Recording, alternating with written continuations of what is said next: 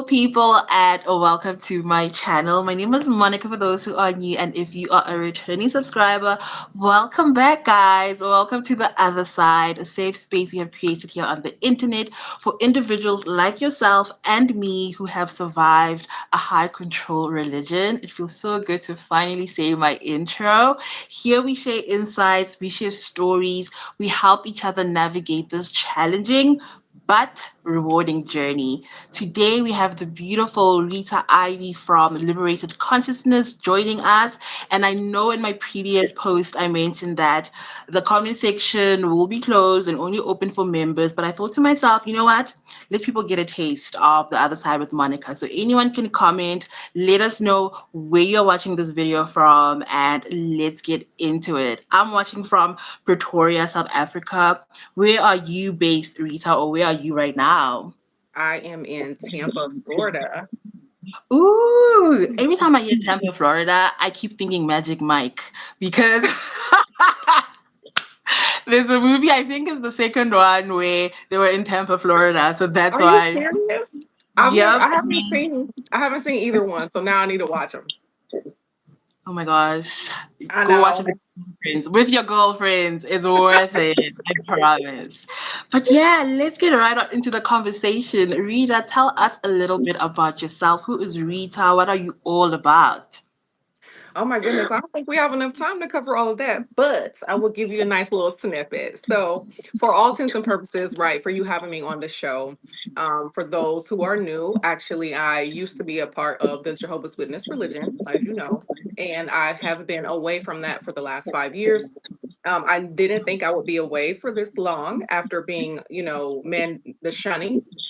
However, as we'll discuss, some things that came up that, didn't really sit well with me. So I decided to stay in this shunned state, basically exercising my right to believe, right? So my journey has been probably the typical rearing in a Jehovah's Witness house, a lot of service, a lot of meetings, a lot of study, a lot of do nots.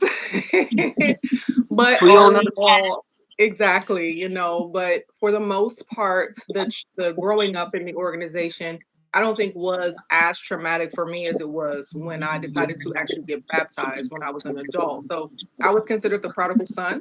So I was like kind of a little bit rebellious and then came back. The trigger for me to come back was 9/11. So I thought that the Mm. world was coming to an end. I thought that that was going to trigger the Great Tribulation.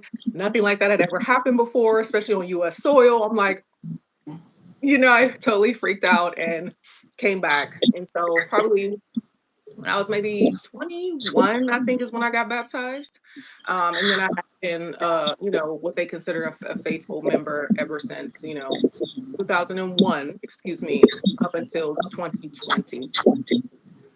Okay, okay. I'm not surprised, hey, that 9/11 really pushed you to come back. I think what we've seen with COVID, because during 9/11 I was quite young. I was still in second grade, but COVID, obviously I was an adult, wide awake, and I've seen as well just the tone with a lot of people feeling the need to return because the world is seemingly ending. But here we are, a couple of years later, COVID has passed and life is still moving.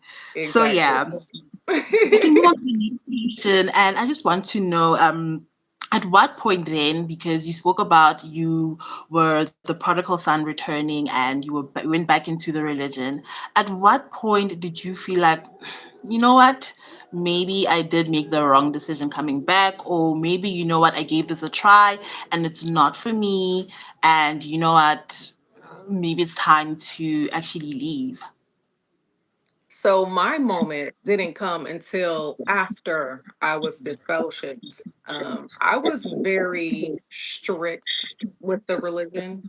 I Mm. was what someone would consider like overzealous or at times even over righteous. I took everything like the way that it was. So when I was disfellowshipped, I didn't even think that I would be in this predicament, you know? I didn't allow myself to even look at anything that wasn't from the watchtower, even still.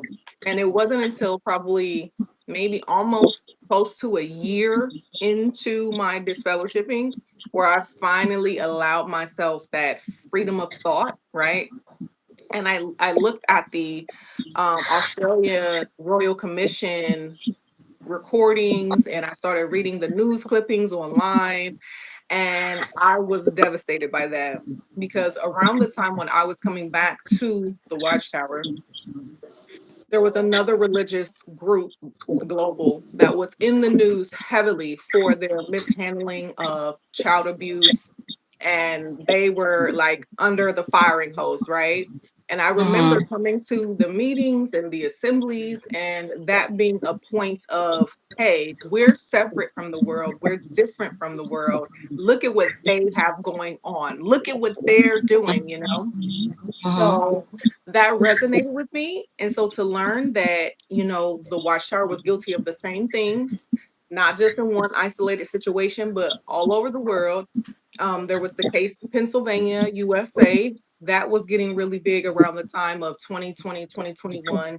There was convictions. I saw the news articles. I researched the, state's attorney. Like, I'm like, this is not fake news. This is real things that are happening. So yeah, the abuse of children and not handling it correctly and not being transparent about it is what did it for me. I have to agree with you 100% right there because also for me, when I left, nothing honestly had happened to me personally. But once Mhm. I learned about those children being harmed, that really sent me because children are the most vulnerable. And if an organization that claims to be led by God is not protecting the most vulnerable people, Orphans come and on. widows, like, yeah. So, when you leave this high control religion, as many of us who have experienced this, is that our lives are truly interconnected. I mean, most of us, our family is part of the religion, our friends are part of this religion. How Mhm. was it for you to decide to leave? Like, did you experience any losses when it comes to your friendships or your family? Yes, I experienced a complete, total loss. So my family is already small and fragmented, right? So my mother is how I was introduced to the organization, like most people, I guess, second generation witnesses. And I lost my relationship with her. I'm the oldest and the first. I've been with her forever. So that was very, very like disorienting for me. I had a best friend. We had been best friends for like 20 years. I mean, I feel like we were like soulmates, bosom buddies, peas in a pod, however you want to put it. Total withdrawal, like literally overnight, no communication, no anything. And then I have a daughter. And throughout this experience, I also lost that relationship and that closeness with my daughter. So I haven't had her in my life. Um, she chose not to live with me. So that would probably be the most grueling loss that I experienced as a result of the mandated shunning is my daughter, losing her. So it's been very trying because I already lived, like I live in Florida, and all of my family and friends are in the northern hemisphere, so Ohio and Pennsylvania. So the only real support I had in Tampa at the time was my congregation. So even closer to home, when I was disfellowshipped, everybody that I had made relationships with, people's kids who I used to like babysit and they would come over and spend the night, all of that cool stuff, the kiddie parties, it all stopped. So I lost everyone. Oh, that is so heavy and so what's the word? So common. So many of us have lost our sense of community. I remember I really struggled as well when I left that I realized I've lost everything, my friends, my family. And it's so difficult as an adult already to make friends. So it's already that added layer of being part of a high control religion where you're not even used to, befriending people outside of the congregation. So I can understand. Yeah. So yeah, I think for this part, I'll ask the last question before we move into the beautiful, amazing work that you do at Liberated Consciousness. What advice could you give to someone who is thinking about leaving this organization and wanting to start over their lives? Like, it's very challenging, it's very daunting, as you mentioned, that you lose your whole sense of community. But Yeah. what advice would you give someone when they are considering starting over? That is such a difficult question because there's no one size fits all experience to when someone wakes up to when they leave, right? So I know individuals who are aware of what the Watchtower truly is, but because of their circumstances, they stay engaged, right? Maybe they have spouses. They still go to the meetings, but PMO, they're physically there, but mentally they already have checked out. Their experience is different from mine, right? Because they still have access and connections to friends and family. And I wouldn't give advice. What I will say is just be sure to take care of your own mental health while you explore whether or not the organization is a fit for you, right? Because for some people, it works. For those of us that it doesn't work, right?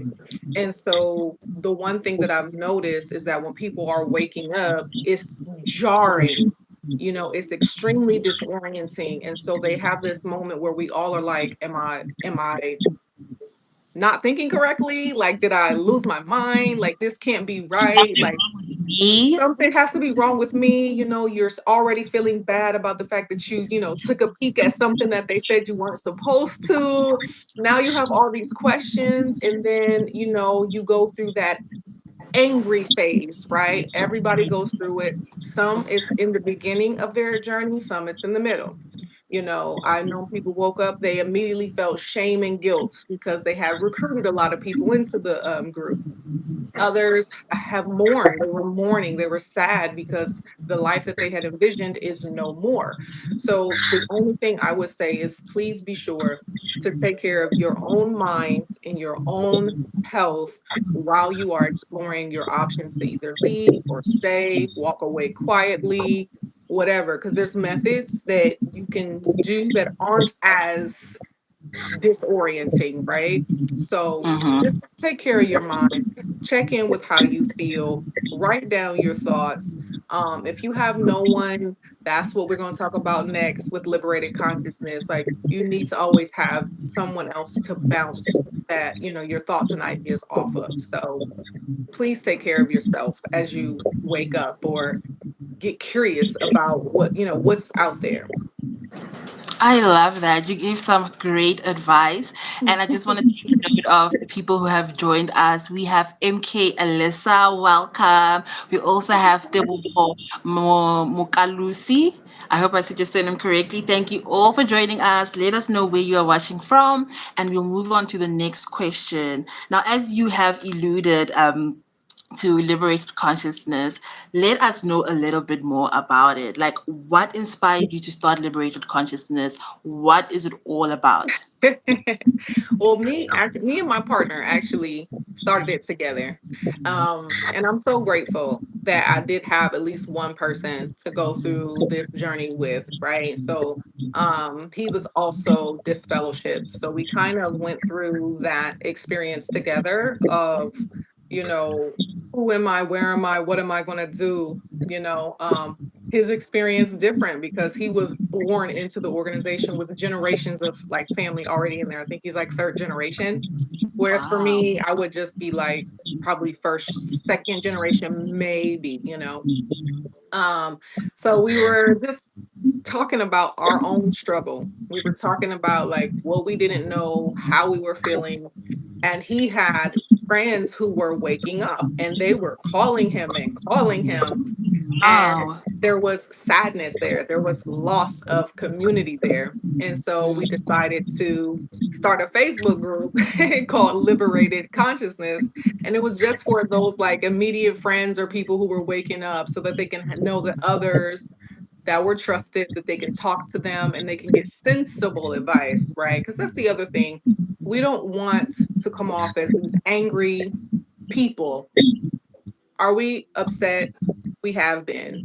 Were we depressed? We go through that. But all in all, we don't want to allow anything or anyone to win because we're claiming that control over our own minds. So we wanted to have a soft landing space for people because we didn't have one. We have tried to figure this thing out on our own and we're still figuring it out. But we just know what it feels like to be alone and we didn't want others to be alone. So we were like, Facebook group? Okay, great. Let's start Liberated Consciousness. And then it grew because we participated in two of the demonstrations here in the US. So in 2023, there was a demonstration in front of the White House, and he got me to speak. And I wasn't going to speak. He's like, go speak. And so I just briefly shared about how inhumane shunning is.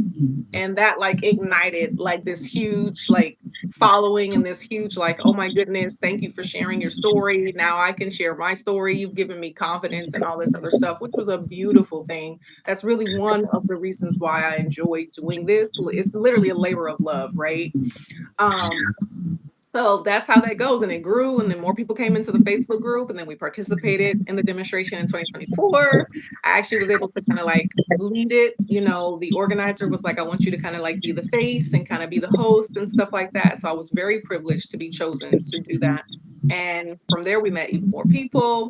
We hung out afterwards, and these connections that we still have today. And, we met people from all over the United States, which was also really, really awesome. So, it feels good to be like a hub for community.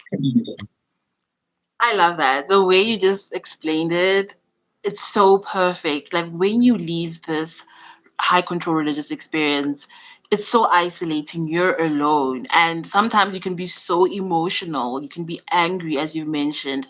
It is so vital and important to have a sounding board where you can just talk Mhm. to people who are professionals, people who are organized, who can truly give you the insights, the knowledge, where it can help you navigate this journey that seems a bit unclear, because I mean you're starting something new and it's the unknown. So Complete. maybe you can just explain to us just a little bit, like, how did you guys come up with the name Liberated Consciousness? Because I love it so much. Oh man. So I remember always like being at the meetings for, services for Jehovah's Witnesses and the scripture about how the truth sets you free. The truth sets you free, sets you free. And so being on the other side now, I'm like, I really wasn't free. And so we were like, we need to be liberated, right? We needed to be set free. Well, guess what? That's something that we have to do for ourselves. Like we've had to progressively allow ourselves, teach ourselves how to open up our minds. This effect of an echo chamber, right, is what happens when you're in a coercive environment. You have limited outside perspectives, you have limited information that you're going off of. So all of your thoughts, all of your everything is kind of the same. So it's just bouncing around in this same little container. Well, when you come out, when you wake up, for some, reading external literature, watching different movie genres, choosing other terms or phrases in your language. Like there's so many things that we were restricted from. Hairstyles, grooming in terms of like makeup, what you wear, like all of that is connected to how you think. Okay. So your mind needs to be free, but it also needs to be aware, right? We need to be aware. That's something that they didn't teach us was self-awareness.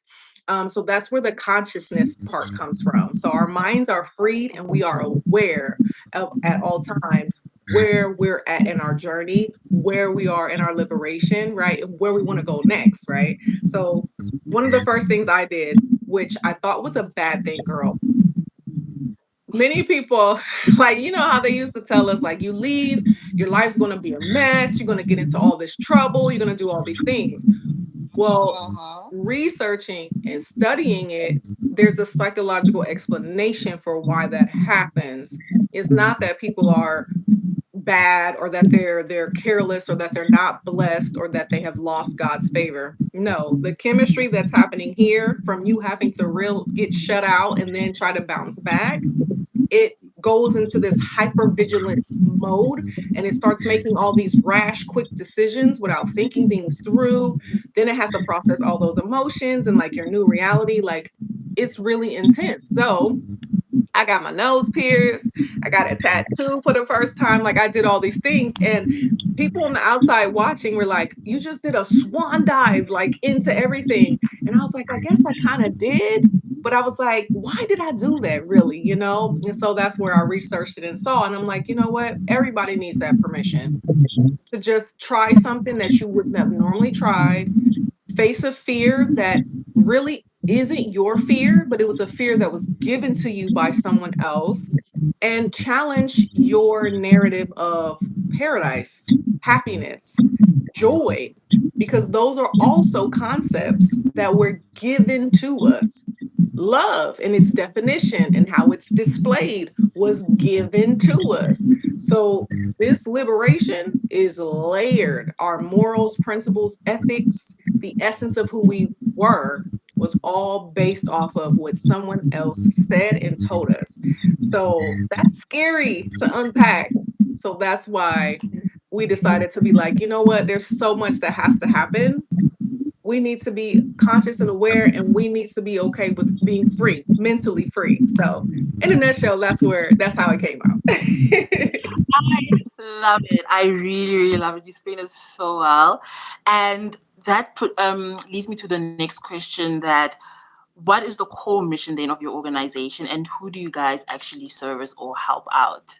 Yes, this is a really good question because a lot of people, especially here, I don't know in the US if it's the same way in other countries, which it appears not to be, but because we have these really strict state versus church type of laws, it gets kind of confusing, or people get a little hesitant when you're talking about religion. So, if I just had to put it in a nutshell, our mission is to serve other people like us. And what I mean like us is people who have experienced spiritual coercion, people who have been psychologically manipulated by a belief system. Their human rights were violated and they had no idea that they even had human rights and what those rights were.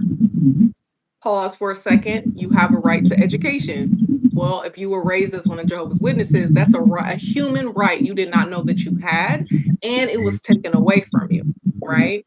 So we serve all of those individuals. We're looking to serve those individuals. So it doesn't matter if you were a Jehovah's Witness or not. It doesn't matter if you are still a Jehovah's Witness or not, because I have relatives, right? My mother, I have my previous best friend, my daughter. We are not anti religion. We're not anti spirituality. We're anti abuse and coercion. And we believe everybody should be able to make an informed decision and give informed consent to whatever it is that they're going to do. And we respect that decision regardless. So if you're having a moment where you're experiencing some strife or some depression or some anxiety brought upon you by whatever it is that you're carrying, in addition to the spiritual components, we want to be a place where you can come and know that you're going to be respected, you're going to be heard, and you're going to be the one to make the final decision, that you're comfortable with those outcomes. So you could be Amish, you could be Mormon, you could be Mennonite, you could be Geelong Revival Center. Like, we're finding all of these small groups around the world that are similar, very similar to our belief system, or that were very similar in restrictiveness. They were a closed community. They didn't report anything to the outside world. And so they deserve a soft landing place too. Those are quote unquote our brothers and sisters in the struggle. So we want to be able to help anyone that has experienced what we have experienced, or who is an ally of what we've experienced, right? Maybe they are not a witness or they're not a part of a group, but they have a relative or a friend who is, and they've witnessed that experience, and they want to be able to help and participate in our mission as well. Oh, wow. I love this. There are so many people. I don't even know what to touch on because everything you spoke about is just touching my heart. Firstly, so many of our human rights were taken away and violated, and a lot of us were not aware. I remember the first time I met you, you shared a few with me, and I was in in so much shock, and I was like, this is so educational, and people need to hear this. And also, as I create this content, I also share the same sentiment as you guys, that we are not anti-religion, we are not anti-spirituality. In fact, a lot of people know here I love practicing African spirituality and educating my community on it. But the most important thing is doing something that resonates with you, or associating yourself with the religion that resonates with you, but also be very well informed about what it is you're actually getting yourself into, because a lot of people only learn like the true witness rule while they're still in it. They don't know about these things before they go into it. So it's important that when you join these institutions, these organizations, that you actually know what it is that you're getting yourself Mm. into. And then lastly, there are so many people who are affected. We always think about just ourselves, the people who are part of this religion, that you know what, people could never understand what I went through. There are so many experiences that I've gone through, but you are not just affected alone. There's people around you, a community that is horribly affected when you are part of this high control religion and you shut them out, you close them out. So I love the work that you guys do. Thank So you. I'm sorry for the background noise. You guys can hear it. I am busy, and my brother is just like not understanding I'm busy. But anyways, let's continue.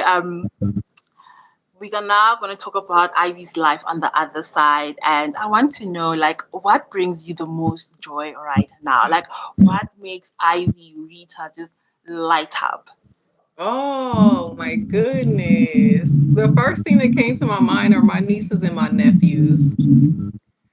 I absolutely love them and I live through them. They give me so much life. They have helped me to see the need to be childlike, since, like, really, they are so innocent and so non-judgmental. They're completely like unbiased, and to be able to experience unconditional love, that's like probably, in my opinion, the first place that I would experience unconditional love is from children, from my nieces and my nephews. And so I really cling to that every time I call them, every time they call me, every little card, every little drawing or sketch that I get, all the little fun nicknames that they have for me really, really gives me life, because it helps me to still have some sense of community, especially in the beginning. And it also helped me to kind of cope with the loss of other close family members and close relationships. So having them, it immediately, as soon as any of them cross my mind or I see a picture, to me, that's what I would say is joy. I still kind of struggle with that concept. It's so funny, when I was going over the questions, I was like, joy, joy. Do I experience joy? What is joy? I would have never stopped to pause to ask that question before. I would have just assumed the joy definition in the scriptures, and that's just what it was. Like, oh, yeah, I have joy. But do I really have joy? Is it mine? Do I know what it feels like? Do I know what it actually looks like to me? So that's something I'm still processing, right? That's a part of that deprogramming and peeling back the onion and really making sure that I own my own mind, thoughts, and feelings, right? The other thing I would say is like lazy days bring me joy. I live by the beach, so I don't know how I survived my whole life not being by the beach. I'm truly a tropics, hot weather, bask in the sun, give me the ocean like every day, all day. So, me, a nice book, a good playlist, my hammock, maybe a little cocktail, that definitely brings me joy. I love it. It's in my own space, my own mind. And I kind of like to be able to do that now without guilt of feeling like I should be doing something else, or maybe I should be reading my Bible instead of reading this, mystery, just at peace. And I love that. Those are some, I guess, the things that I would say offhand that like brings me joy. And of course, liberated consciousness. Every time I meet someone that's like, oh my gosh, this is perfect, or we really thank you for doing this, or wow, we need people like you, or I wish there was a group like you guys 10 years ago when I first woke up, or that is like, yay. I love this so much because I realized as well, like when I was putting together these questions, that joy actually is those small things we get to really enjoy right now that we couldn't enjoy previously, like celebrating your birthday, having that option if you want to celebrate it or not, wanting to take part in Christmas if you wanted, or if you want to or not, even allowing yourself to associate and talk to people and have like open and honest conversations that you couldn't do before because you were like, oh, I'm not supposed to talk to this type Talk of to person, you. or stuff like that. Like that also just brings me so much joy right now that hey, you know what, I could meet someone who's queer and like have a nice conversation and learn something. I could talk to someone who's a Muslim and just get to know about your religion, your faith, and Oh, just be like ask questions without judgment. So it's definitely the small things that do bring us joy, and I'm so happy for us people who are able to leave. I know it's challenging, but I'm still yeah. very much proud of us because it's hard. If you have any questions, guys, let us know in the comment section. We do have some time at the end, just 5 minutes to answer your questions, but we'll move on to the next question. And I think you kind of alluded to this, but how has your definition now of freedom changed since you have left? um not just freedom, but your happiness as well. I think you alluded to this a little bit, but maybe you can Yeah. just let us know, for example, freedom. Like, what does freedom actually now mean for you? I like what you said just a little bit ago about having the option to choose whether or not I want to celebrate my birthday, whether or not I want to participate in Halloween, whether or not I want to look up my ancestry and my heritage, whether or not I want to participate in that heritage and that ancestry, right? So that's freedom. Layer number one. For me, where it changed is what happens behind the scenes. I don't feel guilty anymore. I don't feel ashamed. I don't feel embarrassed. I'm not worried about what other people are thinking or saying. I'm not worried about if I'm stumbling someone or if I'm going to be categorized as bad association, right? So to be able to make decisions non judgmentally and then to not condemn yourself for those choices that you have a right to make, that is my new definition and feeling of freedom, right? Before everything, I could have made those choices, true, but I would have been plagued by so many just disparaging thoughts and feelings and going crazy in my mind that I never made those choices, right? So now being free gives me that option to choose, that autonomy, and to not feel bad about it because it belongs to me, right? They always say, like, we were gifted and we have this brain and we have this life and we were created wonderfully and beautifully. So I'm like, I think I need to flex the muscle that matters the most.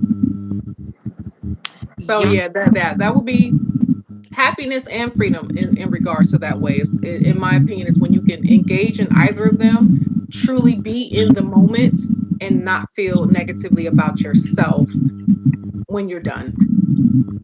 I love that. I love that. We'll move on to the next question. Unfortunately, it'll have to be our last. I'm so sorry to cut this short, but there's a situation happening right now, and I just have to quickly address it. But I do want to know, what do you envision for liberated consciousness in the next coming years, 5 to 10 years? And maybe you can just add on here that if you guys also had unlimited resources, what amazing projects would you guys be working on as well? Oh my goodness, unlimited resources. I'd be like, you get a life, you get a life, everybody gets a life. Right? We have so many big dreams and big goals, right? And they do and they will take time. 5 years, 10 years. They also are going to take a lot of resources, meaning financially, right? So we're at the beginning and the building stages, and we're trying to, what we've learned to do is live in the moment. When we were in the organization, excuse me, when we were part of the Watchtower, we lived for the future, for some coming event or time, and for the paradise, right? Someone else's promise of goodness. Now it's like, no, we don't have to do that. So, what do we need right now? And then, how do we build on that for the future? So, currently, the program that we're focused on the most is our community and peer support program. All right. So, for a nonprofit, you have to have programs that you roll out, different things for your members or audience to engage in. Based off of our experience over these last 5 years and meeting other people, that sense of community was like the number one thing that people miss the most and that helps them kind of like feel secure. So outside of the Facebook group, we have once a month now at the last Saturday of the month where we congregate virtually. We have a specialist that'll come on that'll teach some type of truth, fact, whether it's cult intervention, whether it's a research project that's going on right now so that they can get quantitative and qualitative data to help substantiate why mandated shunning should be illegal and a human rights violation. So we need everybody to participate in these surveys. They can be anonymous. The more people that participate, the better, so they can understand how hard it is for us when we first go through this process. So that's really important to us. And then the second layer of support that we're building right now is the mental health and wellness resources, right? So that people can have a soft landing place with community, and then they can become comfortable with addressing their own mental health and their own needs. Because regardless, all of us are experiencing some type of psychological break. We didn't ask for it. It's the way we were made. It's what happened to us. It's a part of the programming. It's a part of the coercion. It's a part of the waking up. There's a psychological break there. For some, it's really extreme, right? It's intense. For others, it's just mild. Either way, it needs to be addressed, whether it's through therapy, yoga, meditation, some type of sports activity. Maybe it's a hobby that you're going to pick up, but we're definitely encouraging that mental health and wellness. So, those are the two pillars that we're focused on right now. And of course, if we can have locations throughout the world, if we can have some type of virtual thing every single day, that will be great. But being in the building phases, we need the resources. We need volunteers. We need people who to say, I love this. I like this. I would like to represent liberated consciousness and be able to host a virtual safe space for people to come to. So that's really big. Of course, we have a lot of other ideas. But when you in business, sometimes you got to hold back because you never know. And we want to make sure that we can, retain our intellectual property. But just know that the focus is always on making sure that the vast majority of time and resources, whether it's financial, whether it's services that people donate, if they say, I'm going to donate 6 office hours of therapy, okay, somebody out here in our community is going to get those 6 office hours. We're going to give the full benefit to the people. So that's kind of where we're at and what we're looking at. It's hard not to plan for 10 years from now, but we know so much can happen in the world, so much can happen in our personal lives. So we just try to just take it right now what the need is and do a little bit of strategic planning for the next 2 years and just kind of go at that pace in a 2 to 3 year span. But nice little launch events coming up, nice little virtual conferences coming up. We're launching a book club in October. So it's going to be every other Sunday at 2 p.m. Eastern Standard Time. So I think that still falls within y'all daylight hours. Mm-hmm. It Mhm, does. mhm. It does. Yes. And all of our announcements and everything that we do, we try to post first in our Facebook group so that everybody knows whenever we have an event, everybody in the group is invited. And if you can make it, you come. So a lot of cool, a lot of good things that are happening. We have some other programs we're getting ready to launch too. So it's exciting and we want to be accommodating too. So I want to hear from South Africa. Okay. We want to hear what y'all need, where y'all I at. hope the community is listening and they're hearing this. That guys, there are people who genuinely care about us and they are Yeah. looking. I want to thank Yes. you so much, Rita Ivy. I always don't know which name to use, but I love actually calling you Rita Ivy. Like, I yeah. love it. Yes.